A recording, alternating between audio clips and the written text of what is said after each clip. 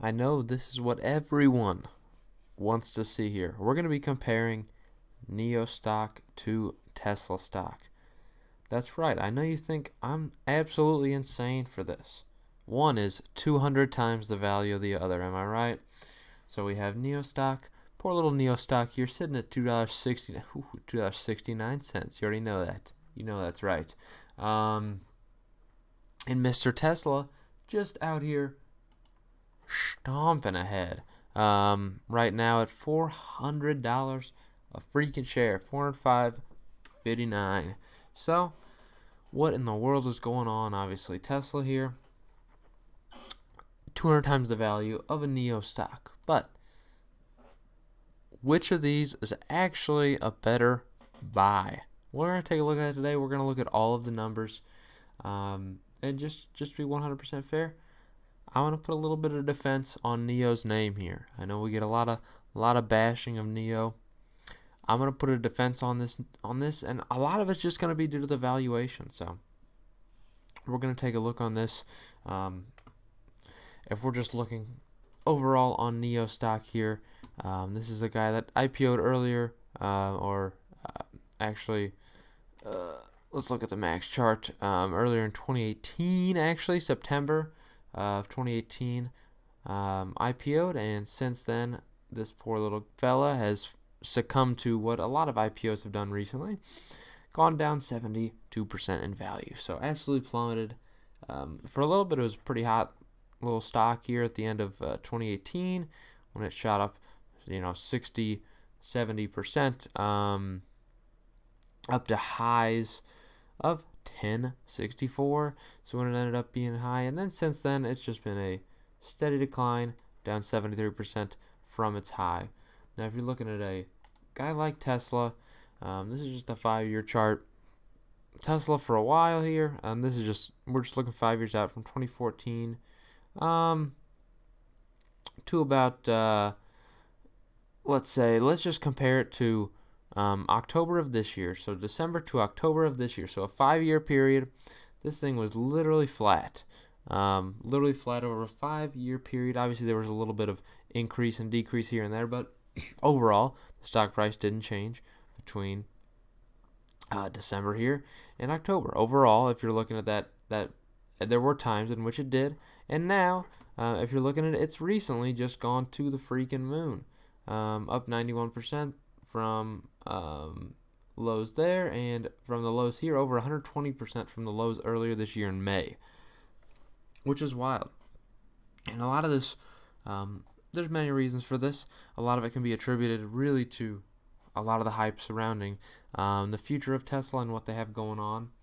Obviously, with the new Cybertruck coming out, there's a lot of hype around Tesla, and there's no doubt about it. But valuation-wise, this thing is still absurdly valued, and it has been for the longest time. And that's really going to be my main argument here, is valuation. So if we're looking at valuation of of Nio stock here, sitting at $2.69 per share versus Tesla sitting at 405. So let's take a look back at this range in 2014 to 2015 for Tesla. Why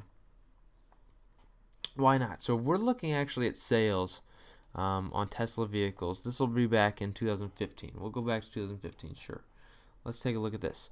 In 2015, 2016, 2016 Q2, 2016 Q1, Tesla delivered around 15,000 vehicles per quarter, okay? 15,000 vehicles. And that attributed to a net loss, if we're looking back in 2016, net loss of $1 billion. Yikers. Nice. And this is a trailing 12-month revenue, so this is the past year. If we're looking on a quarterly basis, it was only $0.3 billion, $300 million down the drain. But if we're looking at a 12-month basis, in that period we were looking at, this Q2 here, this thing in the past year had lost $1 billion worth of cash. So you may think, wow, $1 billion loser, This thing was producing only 15,000 vehicles per quarter, yet the share price was around $200 at this point. So if we're looking at 2016, which we'll look at that Q1, this thing was a $250 share at this point for absolutely just absurd numbers. My gosh, am I the only one that finds this crazy? So obviously horrific in terms of the total net income, no doubt about it. But it was a company with rising revenue that was rising pretty significantly. Vehicle delivery was on an uptrend, and that is where there was a lot of hype about that. So I'm going to do that. If we're looking at the same test, which I made, you'll be proud of me, I made my own chart for Nio here. If we're looking at vehicle deliveries, I divided it into their two main models here. This is just for this year, 2019. We're going to be looking at this year, from January to November, their most recent. If we're looking at this thing, obviously the red line here is going to be ES8s. The blue is going to be the ES6s. The ES6s actually officially launched 2018 in December, but they didn't sell any until June of this year, actually, and it's become the most popular model by far. So you see a steep increase in ES6s here, very steep increase in ES6s over the past several months, but you do see a decline over the ES8s. But if you're looking at overall vehicle deliveries, Nio is actually increasing, and they're increasing at good percentage points. But you don't see that reflected in the stock like you did with Tesla. So obviously these aren't that big of numbers. So if we're looking at this overall total November deliveries of 2015, again, taking a look at that, it's somewhere around 1/6 of what Tesla was doing at the point. But if we're looking at share value, 1/6 of the business, and this is similar in terms of revenue, around 1/6 to 1/8 in revenue. Tesla here, with 1/6 and 1/8 in revenue, was a share around $250, and Nio here is sitting at $2.69. So that is 1/100th of the value. If you're looking at Nio shares, 1/100th of the value of what you were getting Tesla shares for at the time. But Tesla was only getting 6 to 8 times the revenue that Nio is right now, and it was 100 times the value. Now, if we're speaking in terms of valuation here, I think that speaks for itself if you're looking at Nio.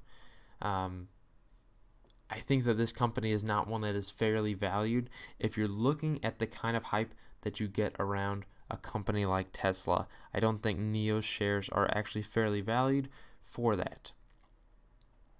And there's a lot to consider here. There certainly is a lot to consider. We also need to look at that income line, because you think about it, maybe that net income line could be what's dragging the stock down. If you really look at it through 2 quarters of this year, and they're going to release this biannually in terms of their revenue and stuff like that, they lost $500 million through 2 quarters this year. So you're going to see a similar in December when they release that. They're going to be releasing some financial information on the 31st, actually, right at the end of the year.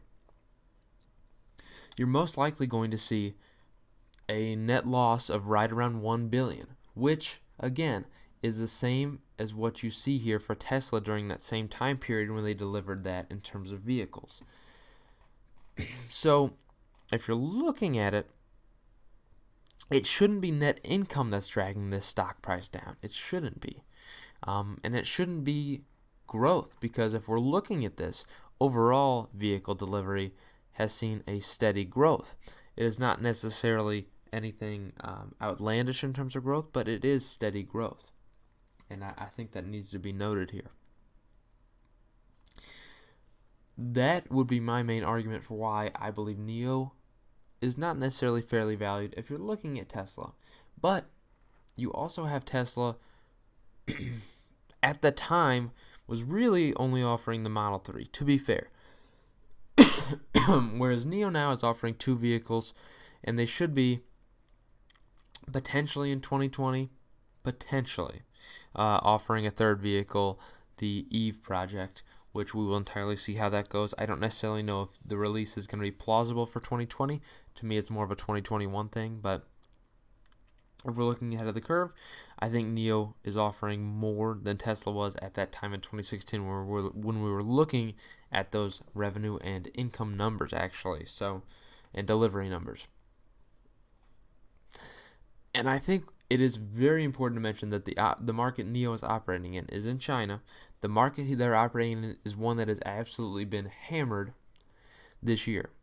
There's been steady declines in the Chinese auto market this year, just every single month. But, I mean, if you're looking at this, so in September, down 7% in auto sales. In October, down 5%, down 4% in November, down 3.6% in December. This is an auto market that's been absolutely just devastated this year, but Nio is actually growing their sales. And that's one thing I think you need to consider when you're looking at this stock. They are managing to grow in a very struggling auto market.